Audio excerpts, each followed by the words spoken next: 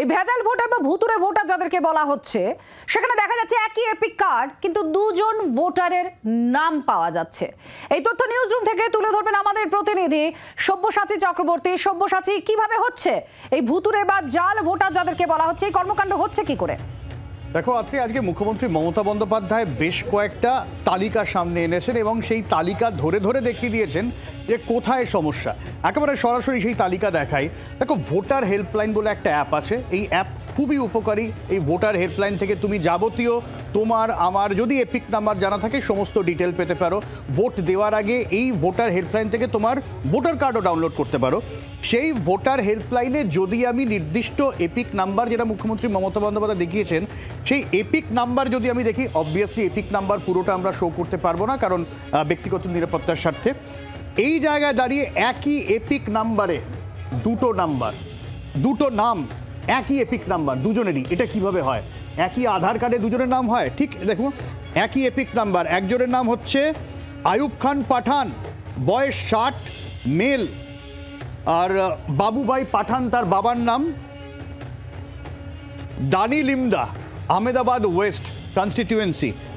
আর এই একই এপিক নাম্বারে রয়েছে এ বাংলার দক্ষিণ দিনাজপুরের বালুরঘাটের, এবং তার নাম হচ্ছে রাজ্জাক মিয়া।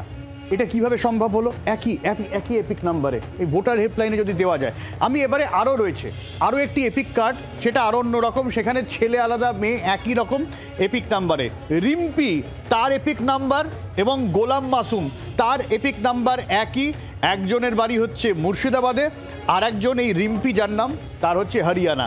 XYZ 09975 সামথিং, একই রকম XYZ 09975 সামথিং। দুজনেরই এপিক নাম্বার একই, অথচ দুটো রাজ্যের দুটো মানুষ, একজন মেল একজন ফিমেল। এই জায়গা থেকেই মুখ্যমন্ত্রী মমতা বন্দ্যোপাধ্যায় বলতে চেয়েছেন, যেটা রাহুল গান্ধী একই অভিযোগ করেছিলেন, যে ভুয়ো ভোটার, যে ভোটার অন্য রাজ্য, সেই অন্য রাজ্যের একই এপিক নাম্বারে অন্য রাজ্য হচ্ছে এবং তারা ভোটার লিস্টে ঢুকে পড়েছে।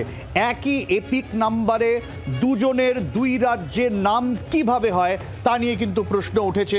যেরকম আগে দেখালাম যে একটা গঙ্গারামপুরে রয়েছে, একটা গুজরাটে রয়েছে, আর এখানেও একই এপিক নাম্বারে একজন হরিয়ানার এবং একজন হচ্ছে আমাদের মুর্শিদাবাদের।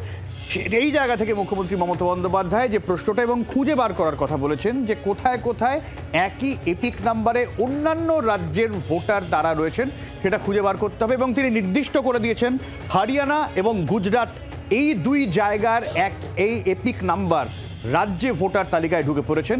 কিভাবে তা খুঁজে বার করার কথা বলেছেন মুখ্যমন্ত্রী মমতা বন্দ্যোপাধ্যায়। বাংলার আওয়াজ, বাঙালির আবেগ, জি 24 ঘন্টা।